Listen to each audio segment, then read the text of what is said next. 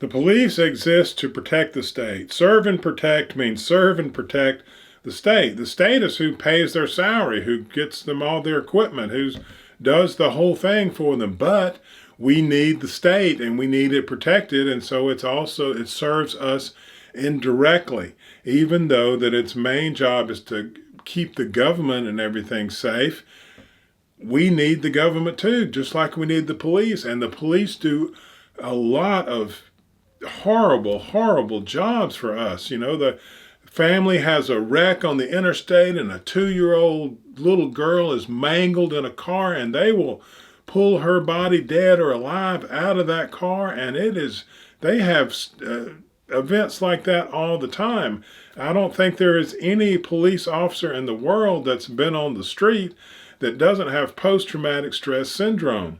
And then sometimes in traffic stops, things get, you can't expect these people to be calm, rational people all the time when they're dealing with the horror that they deal with constantly. I mean, they will go into drug-infested areas, and some guy is beating his wife and break into the house and tackling back in the room, and they don't know what kind of weapons are there, needles on the floor. I mean, they see stuff that you wouldn't believe just all the time, and the trauma and the images that rage through their mind constantly, that's who these guys are.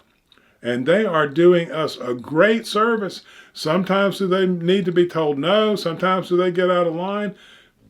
Without question, every human being does. Every profession has that problem. Every profession has some bad actors. We're not fixing to change that. We try constantly to make it better.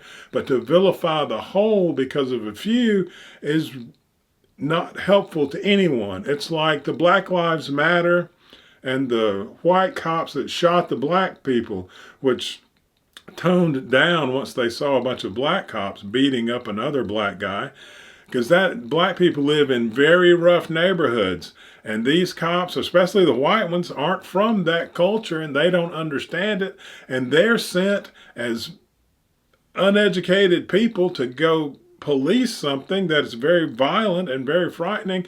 And we need to look at the fact that black communities need to be changed, but until that happens, you can't blame every ill of the black community on these cops.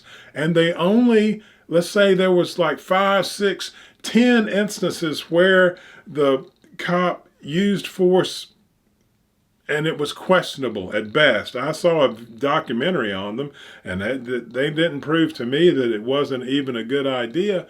But nonetheless, let's say that it was questionable or even wrong, and you found 10 of them in the whole country. That is statistically insignificant. And that number, if 10 of them are going bad and the rest of them are going okay, because the interactions between the black community and the cops are a bunch,